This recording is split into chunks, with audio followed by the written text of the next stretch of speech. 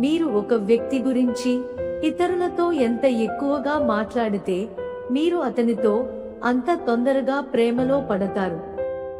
మీరు మీ ప్రియమైన వ్యక్తిని కోల్పోయినప్పుడు మీ మనస్సు అకస్మాత్తుగా బాధపడటం ప్రారంభిస్తుంది.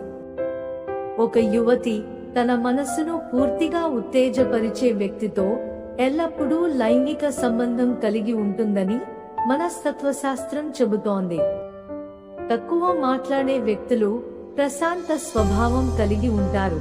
వారు అనవసరమైన విషయాలలో సమయాన్ని వృధా చేయరు. స్త్రీకి సంబంధం కలిగి ఉండాలనే కోరిక ఉన్నప్పుడు ఆమె ఉష్ణోగ్రత సాధారణం కంటే ఎక్కువగా ఉంటుంది.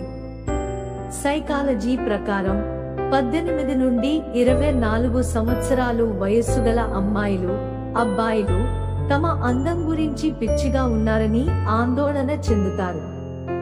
ప్రేమలో ఉన్నప్పుడు మనస్సులో శృంగార మానసిక స్థితి ఉంటుంది.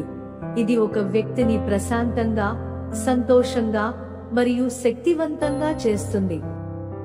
మీరు నవ్వుతున్నప్పుడు మీ ఎదుటి వ్యక్తిని ఎంత ఎక్కువగా కళ్ళలోకి చూస్తారో ఆ వ్యక్తి మనస్తాపానికి గురయ్యే అవకాశాలు అంత ఎక్కువగా ఉంటాయి.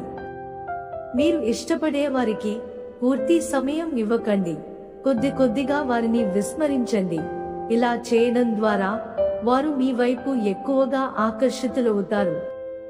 అబ్బాయి చిన్న అయినా పెద్ద అయినా అమ్మాయితో అది చేయాలనే కోరిక ప్రతి ఒక్కరి మదిలో మెలుగుతుంది. పురుషుల బలహీనత స్త్రీల యొక్క అందాన్ని మరింత మెరుగులు దిద్దేలా చేస్తుంది.